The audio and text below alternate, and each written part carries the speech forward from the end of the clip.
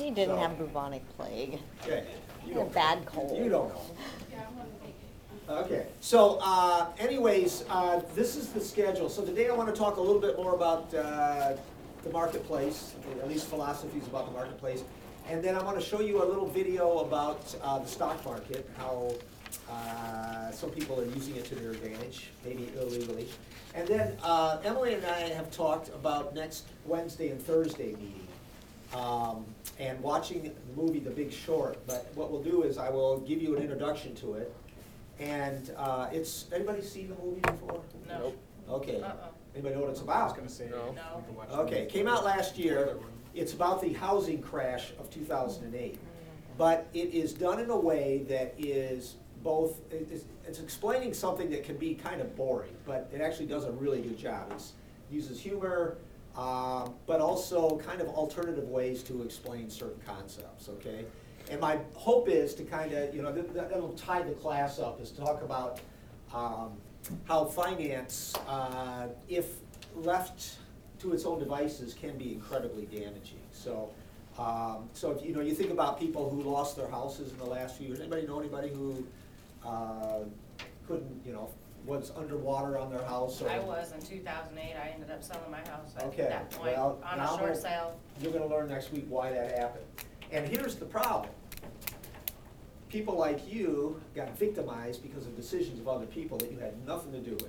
And so people that, that were always good about paying things, just all of a sudden, what do you mean? So, anyway, so that's the game plan. And then, I'll leave the rest of the schedule to you, Emily. So Wednesday and Thursday being here? Yeah. And Emily will remind you, I'm sure. Yes, sir. Where is this? Is this in the packet up there? Okay, Where so is I'm trying to be honest with you, I think we talked about the first page already, didn't we? Yeah, I got it all marked. Okay, don't so did we remember. talk, how about the second page? How far did we get? I don't have nothing on So this. nothing is done on the second page. I mean- Okay, I love so I'll that. tell you what, just for a little bit of review, because it's been 2 weeks, all right? So all I want to do today is talk about two various philosophies, or two general philosophies about how the marketplace should be run, okay? And one is the idea that marketplace and people should be left to their own devices. Remember we talked about Homo economicus? I remember seeing that question on the quiz. Oh, you did, okay. I haven't Did graded you them answer it? yet. Hey, Homo no, I didn't. economicus was 2 weeks ago, right? Well, it was on your quiz last week, right? Yes. Yes. But it was 2 weeks ago, right? Which I haven't. Or 2 or 3 weeks ago, yeah. Now, I had to look it up on Hey, Google Jackie. again, but That's okay. I answered it through the Google definition Okay, of Homo economicus. and so what is Homo economicus? I don't remember, it was last week. Okay, so you're like Sherlock Holmes, if you don't need it, it's gone. Pretty much. Yeah. All right, But I so, don't need it anymore. okay, anyway, Homo economicus is the idea that humans will do the most rational thing in the marketplace. Yeah, that's what it was. Okay, so you won't let your emotions impact your decisions. It'll all be because you'll be thinking, okay, debits versus credits, cost and benefit, and you'll always do the thing that benefits you. But that's a fallacy, okay? That does not really occur, all right? So there are some people that believe in that, and there are other people that say, no, Homo economicus is a myth, and therefore we need to control people because they will actually cheat and make decisions that are stupid that will impact other people, okay, Yep. in adverse ways, all right? So I hope you all got a good grade on that question last week. Because Emily I haven't graded yet. paid me big bucks to come up with that question. Okay. So anyway, so just again, for a little review, we talked about a guy named Adam Smith, all right? Now, Adam Smith writes this book called The Wealth of Nations, and he supports the free market, or he supports the notion of a rational economic player, okay? And now, the people who listen to him today have taken, it's sort of like, you know how you can get two people who believe in Christianity, and they can argue again about what the Bible says? Yeah. Okay. That's Well, how they came up with different religions. Nobody okay. has Oh, yeah, that's why we have same- different denominations in Christianity, Exactly, okay? different interpretations. So if you think of this as the Bible of free market capitalism, there are people that take out certain sections, and like today's Republicans, most of them, a guy named Paul Ryan, he believes in this notion of capitalism where from an author named Ayn Rand, and I don't know if you've ever heard of Yeah. Ayn Rand. Yeah, Okay. and Alice Shrugged. Yes, it's a huge. Did you ever read that book? I never actually got into it enough to, say that I've read it, but Okay. it's a book about Marxism, if I'm not mistaken. Well, it's a critique of Marxism, yeah, or socialism. It's about 800 pages. It's not the most exciting book. I read it because historically a lot of people refer to it. I'm not sure I'd recommend it necessarily. And they put out a movie 2 years ago that was awful. But it's the idea that what we need to do is support the rich and smart people because they can run the economy, and the rest of us, little peons, should just do what we're told. And it's kind of this idea that the rich and the smart people are like these father figures taking care of us That kids. sounds like communism. Okay, well, there are some similarities, okay? But in communism, the government's job is to basically redistribute wealth. In Ayn Rand's view of the world, the government's job is to promote profits, promote the avenues to make more money, okay? So communists aren't necessarily worried about making more money, but to take whatever money is made and redistribute it, okay? So anyways, so actually in this book, he talks about things like universal health care and things like that, okay? So it's not that, but the people have read certain parts of this book and promoted it. So, and Smith talked about this thing called the invisible hand, which was let the marketplace determine all of the transactions, okay? So just as a review, if I make shoes, let's say the three of us make shoes at this table, we each have our own factory, and you guys are our customers, okay? What are you gonna look for when you go shopping for shoes, or what do you look for? Quality and comfort. Okay, quality and comfort. Greg, how about you? Quality and comfort? Yeah, pretty good. Anything else? The way they look. Okay, so aesthetics are important to you, okay? How about you? Durability. Durability, okay? How about you? Make them last a long time. Price. Yeah, there we go, price. Okay. That's what I- Emily, how about you? Price. Price, Pretty okay. much, yeah, actually. Yeah, Price yeah. is I cap. mean, I On minimum sale. wage, so price is big to us, okay. Now, here's the thing, according to Adam Smith, we're gonna sit down, we're competing against each other, we want as much of your money as we can get, okay? I'd rather you buy my shoes than Jeff's shoes, or, Siobhan? Okay, thanks. I'm sorry. Okay. Or Siobhan's shoes, okay? And they're thinking the same thing. So the rational thing is for me to create a shoe that has as many of the qualities that makes you guys happy as possible, but you're gonna do the same thing. So when it comes to price, Jeff sends a spy over to my store and finds out red pair of, what do you got, those Nikes? Yeah. Red pair of Nikes, I'm selling for $95. Jeff's like, okay, we're gonna sell them for 90, all right? And then I said, of course, I'm sending my spies to all of your guys' stores. So that's the idea, that it would benefit the customer, okay, by us competing. Yeah, That's what I do when I'm at the mall. I'll go to the 3 different tennis shoe stores that they have there and compare and whoever's I'll go cheaper. to them 2-3 times. Yeah, you might see me one more time before I okay. Yeah, Well, yeah, I'm like that. When I go shop for shoes, I lose my mind. Yeah, 'cause man. I nowadays- wanted those, but they don't look good on my feet right now, so I'm gonna check these. and then you throw in the internet, Exactly. and you got thousands of choices, Yeah. okay? So yeah, that's exactly the way Smith wanted the market to work, okay? And then ultimately, one of us will capture most of the business, and maybe one of us will have to drop out because we didn't sell enough shoes. Now, the other thing is, Smith believed greed was good, okay? And we, normally, we use greed as a pejorative term. So if Miss Landis across the hall, did you ever have, you had Nancy, Yeah, right? yeah, I had her last So Greg, if she said, hey, how's Greg doing? And I said, yeah, he's doing okay, but he's really greedy in class. Would you be proud of me saying that? Yeah. Why not? What would you be greedy at? Yeah, yeah. That doesn't make any sense. Yeah, it doesn't sound like my character. Okay, so and you don't seem greedy to me. Okay, but we see that as a negative thing. How can that be a positive thing? Being greedy? Yeah. Well, Trying it's to kind of answer all the positive to questions. that person. Okay, but what Smith said it's great for all of society. Yeah. Greedy could also be conservative.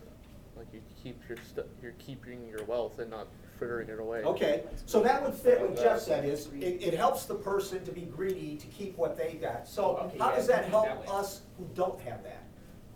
It doesn't.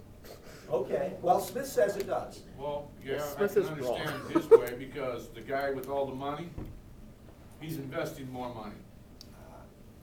Okay, one of the reasons is, yeah, it'll stimulate the economy from the top. And we have this theory called trickle-down theory, which means Trickle down, yeah. you support the fat cats, okay, sort of like what Ayn Rand was saying, okay? So you support Bill Gates, make sure he's got a lot of money.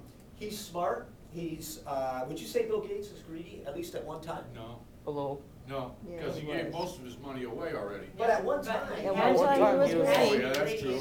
Christ, you gotta get to where you're going Yeah, first. you then gotta- Okay. give it- Has Now his he's old, he greed- doesn't care. Has his greed benefited us? Yes, How? because he put a lot of money into AIDS research and all kinds of Okay, stuff. now, you could make the argument that, well, why do you think he did that? To get on everybody's good Because side. you need a write-off when you're that wealthy. Yeah. Now, you could say, well, he was just being philanthropic because he sees all these people hurting in the world and he's really comfortable and he said, why not Ooh. share some of our money? But he gets a write-off. Would he do the same thing if he wasn't getting a write-off? I don't No. think so. I don't know. Maybe At a not. smaller scale, maybe. Okay. He's not losing anything if If he I gets ever the see him write-off. or meet him, I'll ask him, all right? But the point is this, he's also predictable because, again, getting back to this shoe scenario I was talking about, if we're rational sellers, we're gonna do things to benefit the customer, okay? So if you walk in my store and you find out I'm charging $10 more than Jeff is for the same shoe, you're gonna walk over to his store and buy that, Yeah, 'cause right? basically Okay. that's sales tax now, That you're means- talking. Yeah, well, and that means that I've got to make adjustments, all right? Because if I'm rational, I'm going to want to sell the shoe and, okay, I got to take a cut and pay, okay, but again, I don't want his competition. And he's thinking the same thing. So it's all about benefiting the customer. So greed makes you predictable, supposedly, okay? And it benefits people because the competition between us three means we're going to turn out a better product at a cheaper price, okay? That is the assumption of this invisible hand, this It's easier laissez-faire to- economics. It's easier to interpret what a greedy person will do than to a poor man. Like, you know what I mean? Okay, explain. Please. Well, there's been accounts through history about greedy people doing certain things that people portray as that type of behavior because they have the money to do Yeah. it. Whereas a poor man is more desperate than than a wealthy person and is more unpredictable about what they would do to solve that. Okay. You all agree with that? Well, I don't know, I got To a certain different- extent, of course. Okay. Yeah, I call it ghetto rich. When a poor man, you know what I mean? A poor man gets money, that's the first thing he does. He tries to up his game. When a rich man gets money like that, it ain't nothing to him, you know? Okay. But does everybody react the same? I mean, so if you're talking about rich people, do all rich people, To a certain extent. do they? To a certain extent. To a certain extent, okay. Do all poor people act the same? No. Okay, so some will take that money and, Get smart with it. all right, yeah, or Some invest will. it, save it, okay, so. You gotta have some brains to invest money. That's So, just- the big thing is this, people like Ayn Rand and her followers and Adam Smith, although he doesn't talk about meritocracy specifically, he refers to it. You all know what meritocracy is? Are you It's- familiar with that term? No. Okay, so, you were in the military, right? Yes, sir. Okay, so how did you get promotions in the military? You do what you're told and do it good. Okay, and so you display qualities that they want to see. Exactly. Just like on an athletic team, if you are good at doing, or in the kitchen, how are you gonna become a chef? Well, you gotta show your Well, mojo. actually, the military is really no different than being on the outside. It's Okay. what you make it. All right, If you wanna be good, but you're watched a little closer in the Yeah, military, exactly. right? I mean, you get progress reports all the Oh, time, yeah. so to speak. Okay, well, meritocracy is the idea that you're rewarded not just because you're a person, but because you've got certain skills or certain qualities that are beneficial to whoever's paying you, okay?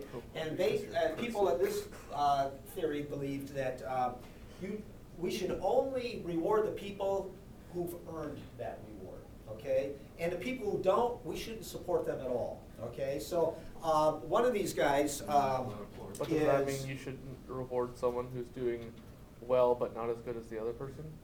say that one more time, I'm Does sorry. that mean you shouldn't reward someone who's doing well but not as good as the other person?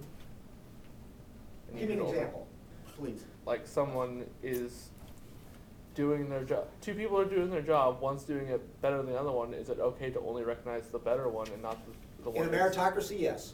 Oh, okay. Okay? Because the incentive then will to be, okay, I want to earn more money. Remember, everybody's rational. I want to earn more money, I'm going to work my ass off a little bit harder, okay? Yeah, you don't reward the people that are at the bottom of the bucket. That's the theory. So, I'm saying he's still this doing a guy, good Charles. Ponzi Get scheme, a job and man. you'll see. I do have a job. So, this guy, Herbert Spencer, the thing is this, in the 1800s, the United States government has leaders who believe in this theory, okay? So and this guy kind of jumped on the bandwagon. He's English, but he talked about this thing called survival of the fittest, all right? Now, do you guys know anything about evolution? Yeah. All right, so how does evolution work in the animal world? Kill or be killed. Kill a big, okay, that's That's part of part it, of it. all right? Adaption. It's the food chain, man. Okay, so how does evolution work? Only Yeah. the strong survive. Well, that's not what Darwin said, okay? Things evolve based on their environment. Okay, so give me an example of what you're talking about, please, so I can have a drink of orange juice. I mean, There you go. I guess like a bird and its beak. Okay, Like that's a good example. Go. certain environments can like determine like after generations how long the beak is. I Yeah, guess that would be okay. one example. Yeah, you look about, and this is what Darwin did, that he studied finches, okay, among other things. And what happens is this, certain breeds of birds will have different lengths of beaks based on their environment. What do they use their beaks for? Eating. Food. Yeah, gathering food. So if they live in an environment that requires a longer beak, okay, or a stronger beak, or whatever it is, the birds that have that particular characteristic will live long enough to have babies, and they'll pass that DNA on to the babies. Now, if you live in a world where a short beak means you're gonna get minimal food, that means you die off, and so does that trait, okay? So it's not survival of the fittest, it's survival of the most adaptable, okay? So, Adapt to your surroundings. yeah, okay. Now, this guy comes along, and he basically takes Darwin's ideas and morphs them. He comes up with survival of the fittest. So that, Darwin didn't say that. But what this guy said was, when it comes to our American society or English society, he said, kind of what Ayn Rand said, go to the people, if the government is gonna help anybody, go to the people who are gonna do the most with that wealth, okay? So, one of the things behind giving rich people tax breaks is they will know what to do with that extra money, which is build a factory, like you mentioned, and create jobs, okay? And that's what Donald Trump is saying. We need more money in here, we need less taxes, that creates more jobs, okay? So, and then this guy, you know, he's talking about, well, I'll get back to this other guy. Now, here's the thing. In this type, historically, we know this is what happens with capitalism, okay? You get a lot more freedom, all right? So you go into the marketplace, and nobody is telling you what to buy. So, you guys know what a libertarian is? Anybody? Somebody from Texas. Yeah, there you go. They have a strong... The reason why I say that is because my family's over there, and they're libertarians. Okay. So, how would you explain, besides being from Texas, how else would you explain? What do they... All I can think of right now is Alex Jones. That's all I think of off the top of my head is like someone like Alex Jones. You all know who Alex Jones is? Nope. He's from Texas. Okay. Explain.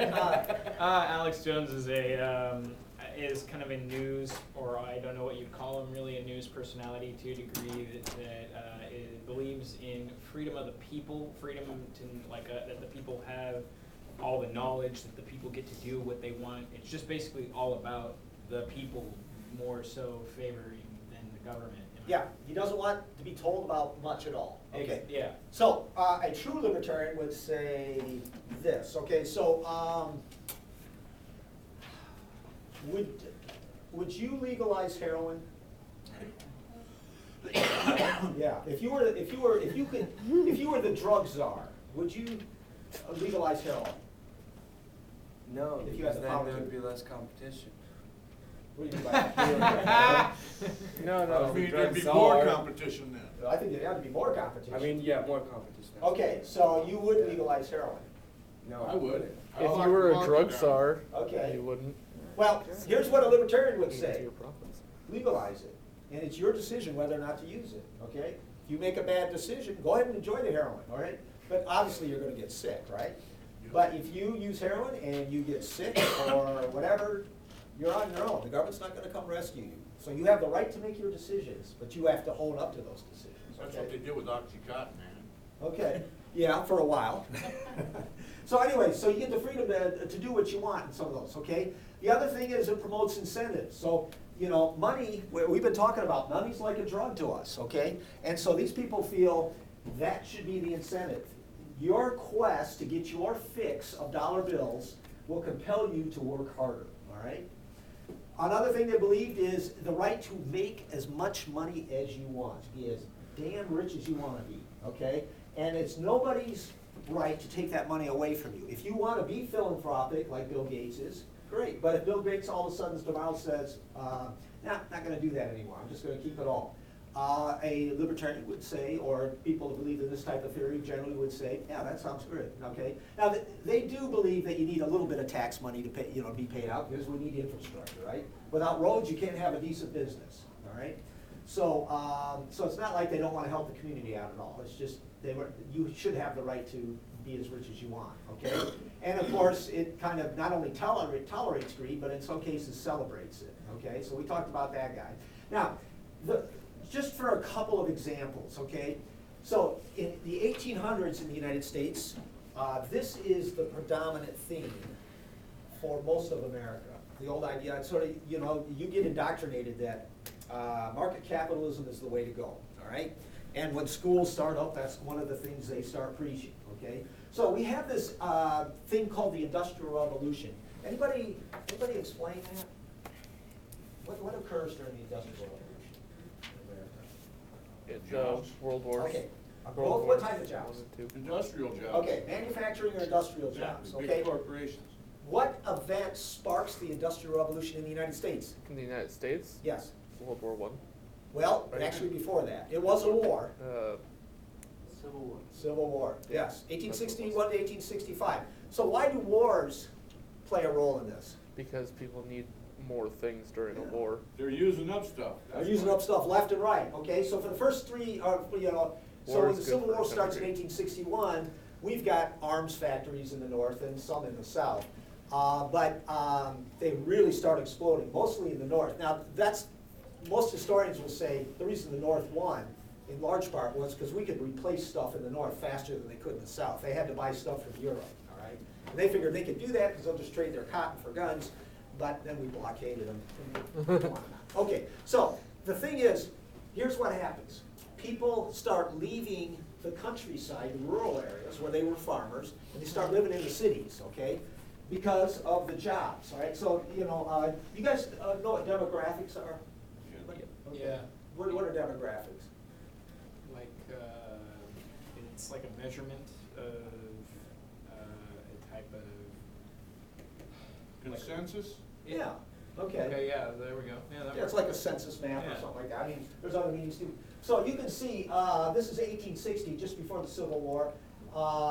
These are the urban areas, the dark areas, but you can see a lot of people live in what are considered rural areas, all right? This is the 1900s, so you can see the urban areas have exploded, okay? Now, here's the issue. Emily, I know you live on a farm. Any of you all live on a farm as well? I used to. I used to, Used to? Okay. So, did you like living on a farm? Why? because we had 80 acres to do whatever you wanna do. Okay, Dirt- 80 acres, that would be a dream. Dirt bikes, horseback riding. Okay. Now, did you grow food? Yes.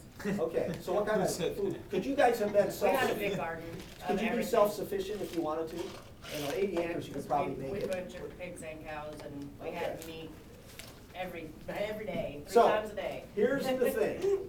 In your situation, if everything would have fallen apart, you'd have been okay because you've got the soil, you just got the seeds, and, go to work, you could feed yourself.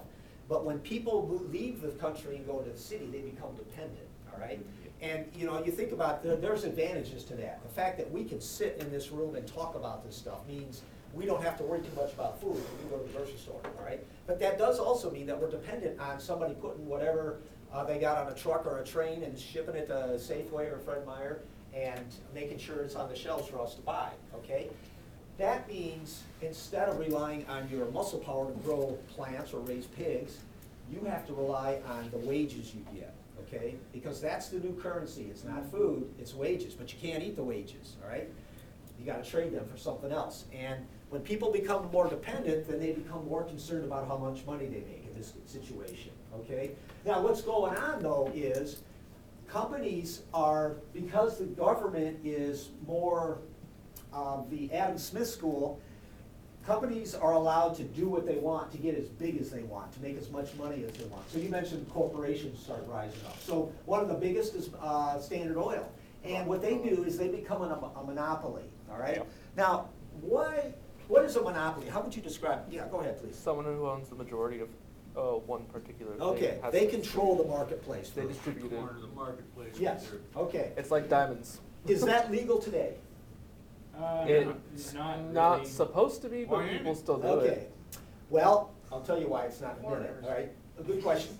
But back then, it was legal. Yep. Nobody batted an eye, Oil and okay? steel. The issue is, when somebody getting back to my reference about shoes, let's say Jeff drives the two of us out of business, okay?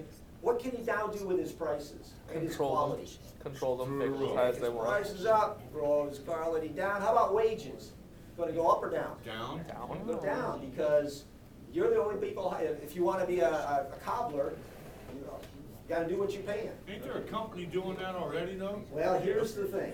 The guy that owns all the seeds in the in the world. Monsanto, yes, is, again, let me get back to that, All right. because that's a good question and a good observation. It's also how okay? diamonds work. Are diamonds? I don't know anything about The diamonds. Beers mining company owns 90% of the world's diamonds. Oh, okay. And Wow. there's actually quite a plethora of it, but since they own it, they can control the price. Here's the thing, though, that's an international concern rather than Yeah. a national. I'm just so- saying. Okay, but That's- same concept. So what happens is monopolies start forming up.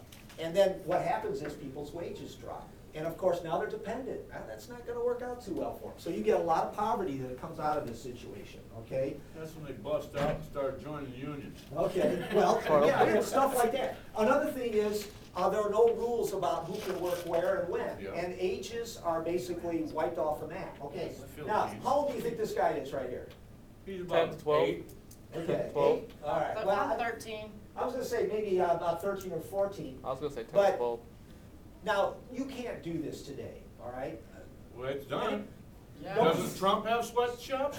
Shit, my Not kids, In the America. United States, supposedly. okay. Okay. kids go. Although, again, we're finding out there are some of these sweatshops around.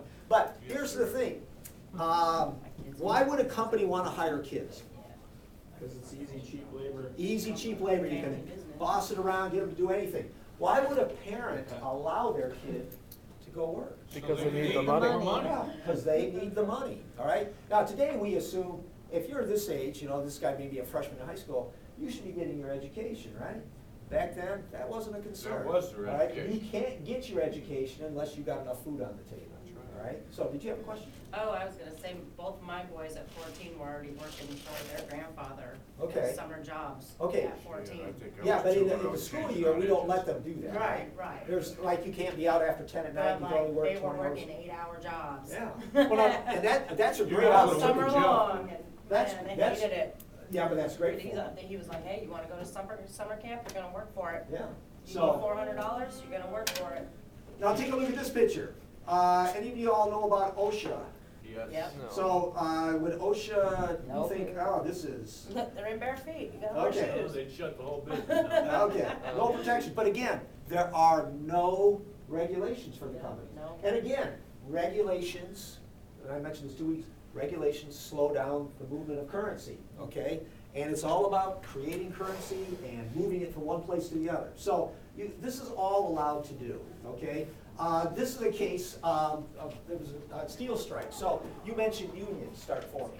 All right, so workers start thinking, all right, we're losing money, our wages are going down, and we have no safety protection, we have no protections at all, basically. So, We need somebody to save us. strikes start happening. All right, now the power of unions is, of course, that the more people you get complaining, the more impact you can have on the person only who's as- listening to your The complaint. union's only as good as the people you have in it. Okay, so Andrew Carnegie had a steel plant in Homestead, Pennsylvania, okay? And what he did is he created a company town. And the company town is, here's the factory, and then he built houses all around it that he owned, okay? And if you wanted to come work for him, you had to rent one of these houses from him, okay? And he would say, well, I want to make sure you get to work, okay? But also, he was charging them money, all right? And of course, Probably that's owned the grocery store down the street too. Yeah, well, he did, that's the second thing.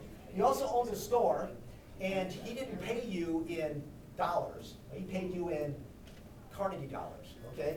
And of You can course, only the only use it place in you can the store. spend it is right there. Sort of like what the Hudson's Bay Company did a long time ago here, okay? So, and the other thing is, never had any safety conditions, or very few. So, have you guys ever been in a foundry? Yes. Okay, how would you describe a foundry? Oh, man. It's very dirty. Okay, fire all over the Yep, place. hot as hell, ash. sand everywhere. Fire and brimstone. When I was in 5th grade, I grew up in Michigan, and Ford had a foundry called the River Rouge foundry. They made their own steel back then. And believe it or not, they let us take a tour of it, okay? So, I mean, we had no safety goggles or, ear things. They were just a bunch of little kids walking around. Now It would they never wouldn't happen let you. today. Yeah, not here. Not with the My OSHA. dad used to run Esarco. Okay, so same thing. So, so what they were doing was they're making steel there. How come they're making so much steel back in those days? Railroad? What's that? Railroad? Yeah, for the track. They're laying track all over the place, okay? So, to make, what's the recipe for steel? Iron. Iron and, Slag. Ferrous? what's that? Ferrous? No, not ferrous. No? The two basic ones are iron, carbon. That's Okay, what it throw a little coke in there, is. Yeah. and then you mix it all together. All Whole right? Coke. And then what you do is. Not that Coke. The other Coke, okay. And then you pour it into a mold, okay? Well, what's happened, and the thing that set the strike off, people were getting hurt there all the time. And back in those days, you get hurt on the job, they'd fire you for being stupid, okay? So this one guy, he's working on a crew, and they're taking this big pot out of the oven, and they're gonna pour it into this mold, and somehow the door on the pot or whatever gives way, And and he's molten dead. steel just pours onto this guy. And he died. Done deal. One minute he's there, and now he ain't, okay? So, the workers decide that's enough, they go on strike. Now, back That's in when they those decided. days, a business was considered to be private property of the owner. And therefore, if you went on strike, it was sort of like trespassing, okay?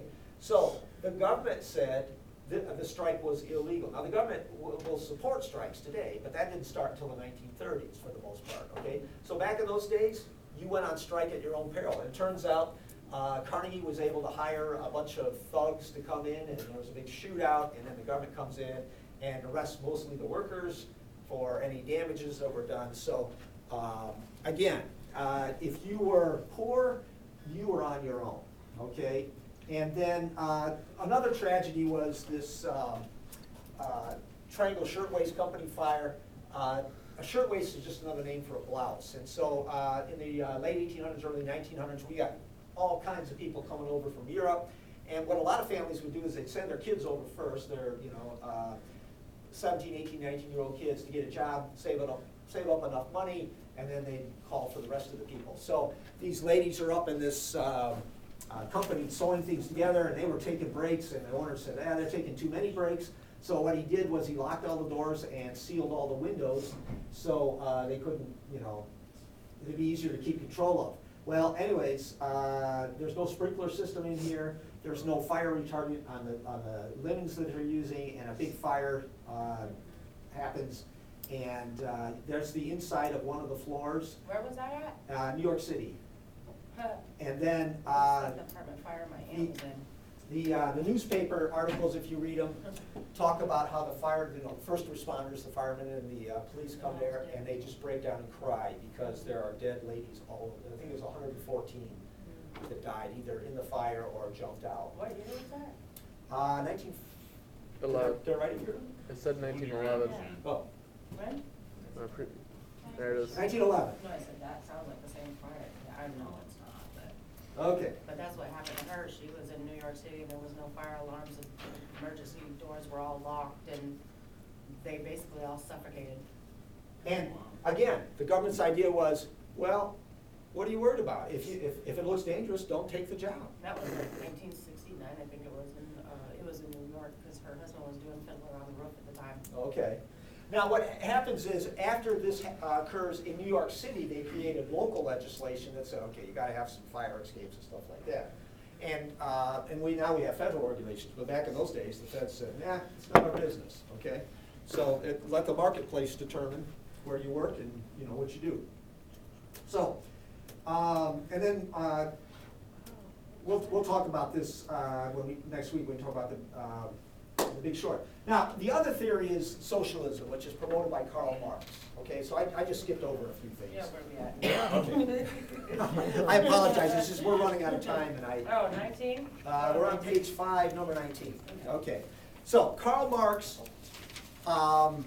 is a guy who watches the Industrial Revolution as it originally occurs. What country did the Industrial Revolution start in, you know? The UK. Yeah, England, United Kingdom. Okay, what machine starts it? What machine? Yeah, there's a particular type of. Automobile? No, not the Oh, I automobile. can't The plane. remember. Okay, this happens in the late 1700s, early 1800s. Oh, okay. Gin machine, The what? a gin, Car engine? No, no? no, it's the steam engine. Oh, Jesus, I Okay. should've known. All right, and the steam engine is, do you know why the steam engines were used back in those days? Because that was the only one. You ever- could- Boats? No, it's for mines, okay? They dig holes, you know, lots of coal in England, so they would dig holes down there, and of course, when it rains, it fills full of water, all right? How do you get that water out? Well, for a while, you just use buckets, okay? But now they got a machine that can pump that water out. Now, on your boats, did you have leaks all the time? So you must have had a pump system going 24/7, okay? So anyways, they convert that power into other things, okay? And Karl Marx is a German who is living in England, and he's seeing by the 1840s what the problem with capital, what some of the problems are with capitalism, which is greed can be very destructive, as is, you know, mining, as in manufacturing and all this stuff. So his theory was, we need the government to get involved. So it's almost, he thought greed was bad, because what he saw were the destruction caused by greed. He said it doesn't make you predictable, it just makes you more greedy. And instead of being rational, sometimes people will break the law and try to hide it to try to make the money that they want to make, okay? So he was against greed. He believed the government should have an active role in the economy, okay?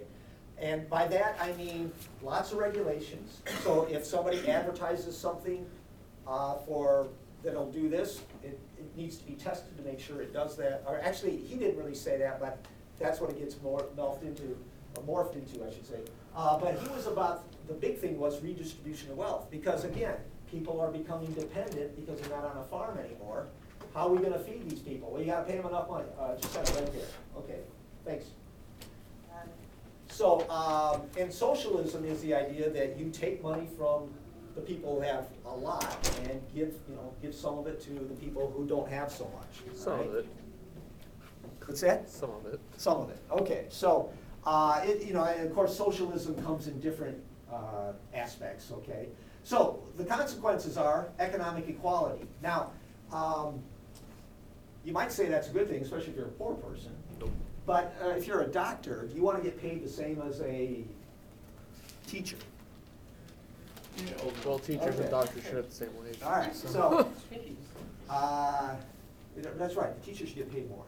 Okay, more rules and regulations, okay, that's another thing, a consequence of Marx or socialism. And it does limit how much money you can make, okay? Due mostly to taxes, higher taxes, okay? And it basically sees greed as a bad thing, not a good thing. And there is the belief also that it takes away incentive, because, what's the incentive to go to school for 12 years to become a doctor when you're not gonna get paid anymore? then, Yeah, there ain't no incentive. well, yeah, I can see it. Although, do you think we'd still have doctors if we had a, Yes. why? Because Someone somebody needs has to do to it. Okay. do If it. But some nobody did people it, would then just everybody's naturally dying. enjoy doing it. It's odd to think about it like this, but if you're not the person that enjoys doing it, there's always going to be someone that enjoys doing what you don't do. Oh, sure, I okay. won't call it. And of course, certain jobs, even if you don't get paid a lot, you're proud that you are, that people recognize you as that, okay? So, Well, Depending on the job, yes. what's that? We're called Mexicans. Okay. Okay. All right, let me mention just one or two more things and then I'll show you this video. So, the part that I think you should know about, we don't need to go so much, let's go to number 21, 22, and 23, all right? So, here's where supporters of socialism or a socialistic model come in, okay? So, Karl Marx writes Das Kapital and some other books, Communist Manifesto, and people read it and they say, okay, we're gonna take his ideas and move them around a little bit. So there's a guy named John Maynard Keynes, and remember we talked about the trickle-down theory? Yes. Okay? That doesn't work very well, all right? Why do you think that doesn't work very well? I'm not saying it fails all the time, but It's not trickling down enough. that's right. Usually, when you use trickle-down theory, historically in the United States, it's been used when there's been an economic trauma, and the rich people don't invest the money. They hold on to it because they're afraid they're gonna go broke. They don't wanna go broke. They like living in a big house and driving the Maseratis, okay? So what Keynesian believed in is what the government should do is take money and get it directly into the hands of the middle and lower classes, okay? So get rid of the middleman, give it directly to the people who will spend it. So, you know, for example, Greg, can I assume you're not rich? Of course. Okay. Of course. He said, of course. So, if, when you get a paycheck or when you get money, what do you do with it? Do you save it or do you spend it? I look at it and determine how pissed off I am at it. That's just where I'm at now, but like, Okay. You wanna have, Talk talk about little paycheck. But you Talk got, to me. you got things you need, right? Yes, And I you're a need. dependent person, so you have to go to the store and exchange that money for something else. Yeah. Keynes says that's what you want, because poor people, middle class, unless, you know, unless they're older, are generally gonna put that money right back into circulation. Because even if they wanted to, they can't, because they gotta eat, they gotta pay the rent, they gotta buy new shoes, okay, whatever, all right? So, he called it priming the pump. And, you know, if you know anything about pumps, or like my old '74 Gremlin, Yeah, once or got twice, I ran bone dry of gas, didn't have too much, but sometimes you run out of gas so much that the thing Your wouldn't water start. pump or your So you had to pump prime goes it by putting gas in the carburetor, okay? Not incredibly safe, but that's what I out. did. And they did it all the time though. I see They it got a stuff in lot. the can that you just spray it now though. Yeah, Okay. it's Well, spray now. see, this is back in the '60s, or actually back in the '70s and '80s, so Yep, I we didn't remember have, that now. we didn't have aerosol cans maybe. Guys, it's, All right, less now, the other guy I want you to know about is a guy named Neil Smith, and he wrote a book called Uneven Development, and one of the things he says is capitalism is incredibly destructive, because basically what you're doing is a company that's profit-driven will come into an area, and this is what happened to Detroit and Flint, Michigan, okay? You guys remember hearing about Flint last year? Yeah. What's wrong, what happened Water. to Flint? Yeah. Water. Lead in the water, okay. So, at one point, when I was a kid, those were booming towns. Detroit was the 5th largest city in the United States. Flint was about as big as Tacoma. Auto jobs were all over the place, okay? So people invested in the community. They bought a house, they bought a car, and sent the kids to the schools. And then in the '70s, GM decides to move to Mexico, among other places, so they can make more money by paying the workers a lot less and having less regulations. So they leave Flint, they leave Detroit. Well, what's left? All the destruction. Unemployment. Destruction. And basically, those cities turn into third world Pretty much. islands, okay? Every man for himself. And he says, if you look at the history of economics in the United States, his argument is it happens all the time. Buffalo, New York, Cleveland, Ohio, just like Detroit. Buffalo used to be a big steel maker. Well, don't need steel anymore because you get cheaper from Chinese, Koreans, Japanese. And so Buffalo is a shell of itself. You know, and it's interesting because Hollywood, when they look for kind of post-apocalyptic sets to make movies. I think, you know, wasn't the Batman versus Superman, what was the name of that movie? Civil War or Gotham something like City. that? It was. Captain America Civil War.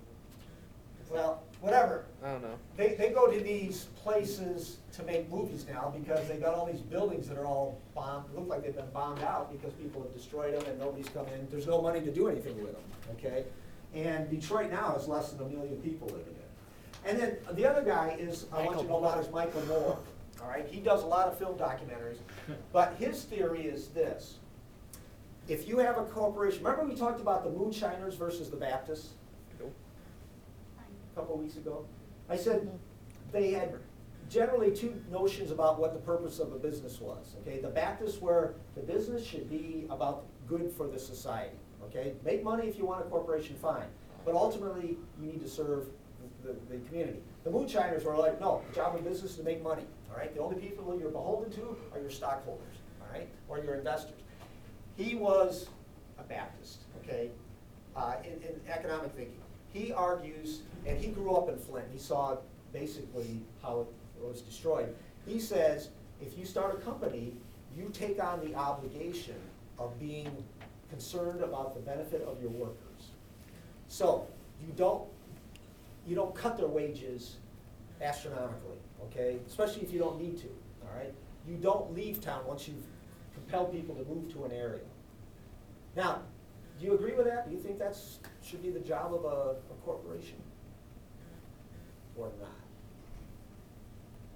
Should you be concerned? I mean, what obligations should a corporation have towards its workers? To make sure that they have a job. Okay, is that it? No. Anything else? Make sure that they can survive off the wages. Okay, so give them a survivable wage? Yes. Okay. Anything else? Safety. Safety? Security, health Okay. insurance, all that stuff. All right. Because So- they're working for you, you may as well give them something more than just some money. Okay. So, and he says that needs to be right up there with profits as your primary concern, okay? Now, of course, there are a lot of people who are gonna say, like Donald Trump would say, no, that's going way too far. You know, if you wanna do that, that's fine. By the way, studies indicate though, the better you treat your workers, the better the workers will be. And Costco is a good example of that. Starbucks to a degree as well. That, anybody know anybody who worked at Costco or works at Costco? Yeah, my brother and sister, Okay. How long have they been there? 20-something years. All right. Well, Costco treats their workers right because if you're, you know, in 20 years, you accumulate a lot of knowledge about that place, okay? Yeah, my brother-in-law owns over $1 million worth of stock in Costco. Oh, he does, okay, so he's all in, all right? But if your brother-in-law and sister decided to walk out the door, well, Costco loses a lot of assets. Because first off, they gotta train somebody, and they will never be able to train them as well-trained Right, they as. like to keep their Knowledge Yeah. upstairs. Yeah, right Yeah. there, okay? So, yeah, you're gonna come out of the school with knowledge, right? So if you get a culinary program, so, but if you become a chef at a particular restaurant, you're gonna have accumulated tons of knowledge about the best way to cook things and stuff like that, just from experience, okay? Yeah, I worked at my last company for 17 years. Okay. And it shut down and moved out to Wisconsin. And they sent me out there, because I turned the job down wintertime, I said, forget it. And basically, I was out there training everybody to take my job, Okay, so, but, because I refused. a colleague of mine, Ed Young, teaches history out at South Campus, and he's 79 years old. And I always ask him, so Ed, when are you gonna retire? And we both agree, I've been teaching for 34, 35 years or something like that. I finally figured out how to do it, so now it's easy. And why would I quit now? And I think I'm a little better teacher than I used to be, so. Anyways, now this is a video, I guess you'd say it's kind of the appetizer to the Big Short. This is about how people have gone to Wall Street and used computers to speed up transactions to, you know, split-second activities, okay?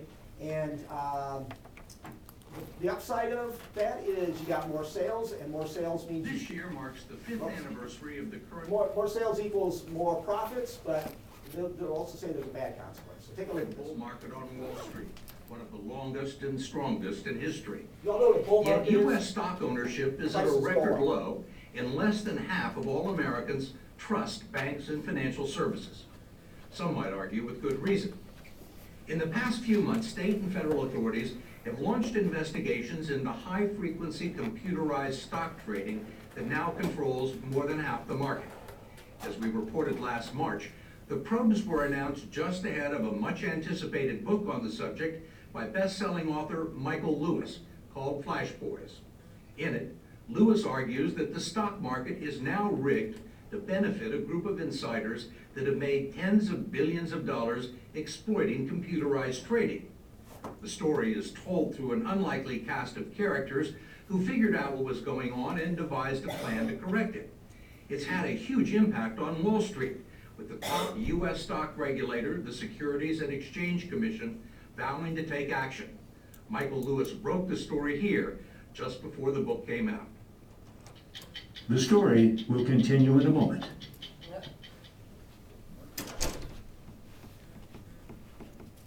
What's the headline here? Stock market's rigged. The United States stock market, the most iconic market in global capitalism, is rigged. By whom? By a combination of the stock exchanges, the big Wall Street banks, and high-frequency traders. Who are the victims? Everybody who has an investment in the stock market. Michael Lewis isn't talking about the stock market that you see on television every day. That ceased to be the center of U.S. financial activity years ago and exists today mostly as a photo op.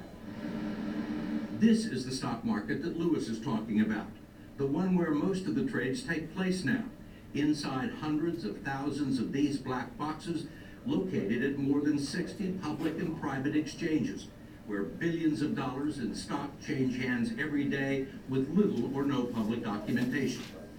Trades are being made by thousands of robot computers programmed to buy and sell every stock on the market at speeds 100 times faster than you can blink an eye.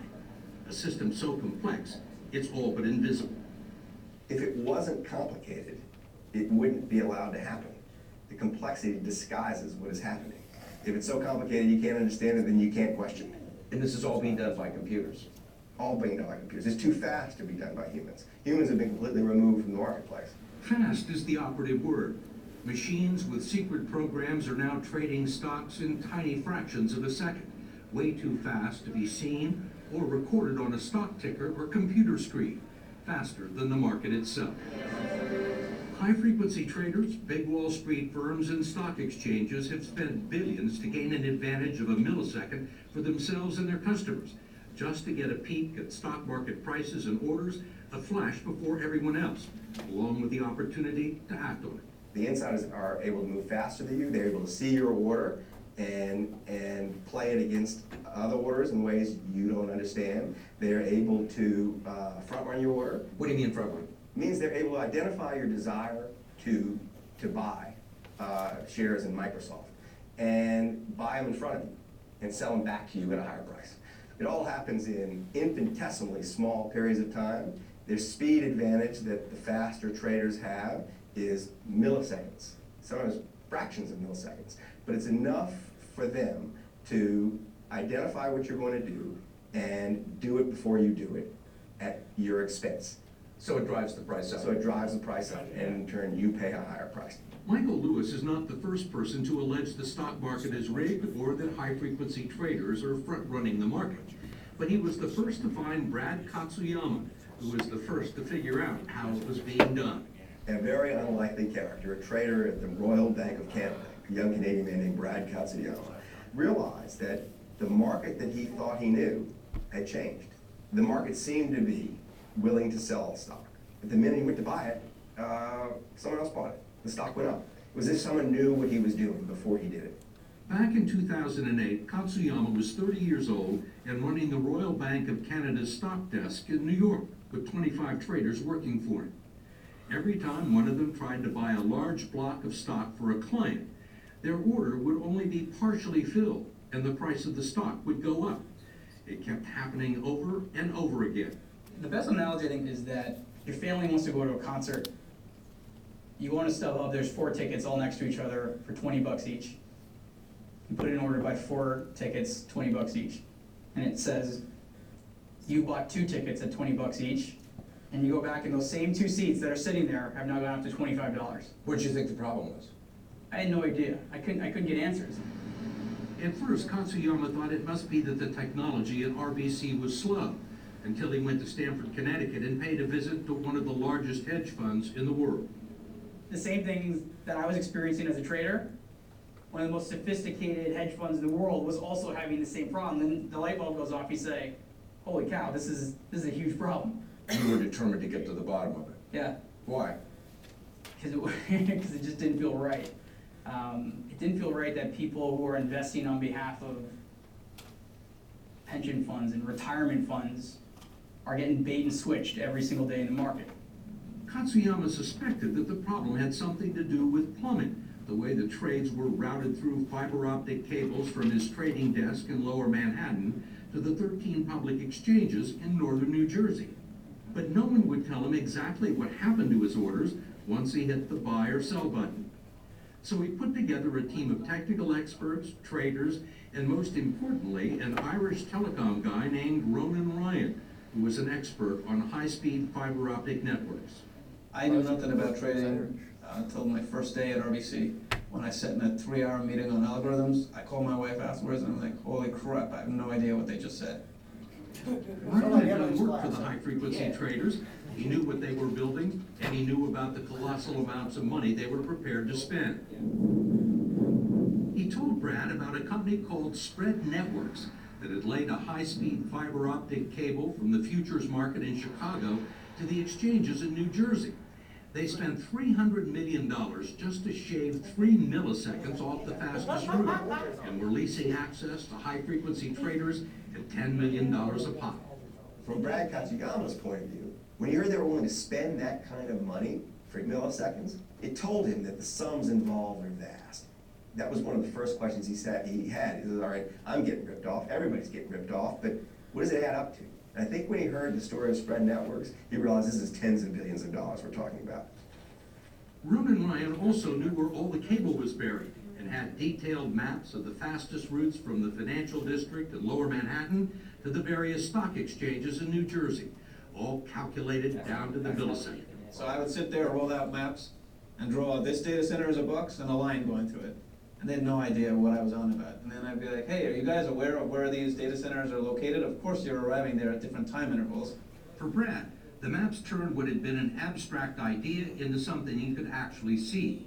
The first place his orders were landing was the BATS exchange across the river in Weehawken, New Jersey. And high-frequency traders were lying there in wait. Brad realizes, oh my God, that's how I'm being front-run. I'm being front-run because my signal gets to the BATS exchange first, and they can beat me to all the other exchanges. It only took a tiny fraction of a second for Brad's trade to reach the next exchanges on the network. But the high-speed traders were able to jump in front of him, buy the same stock, and drive the price up before his order arrived, producing a small profit of just 1 or 2 pennies.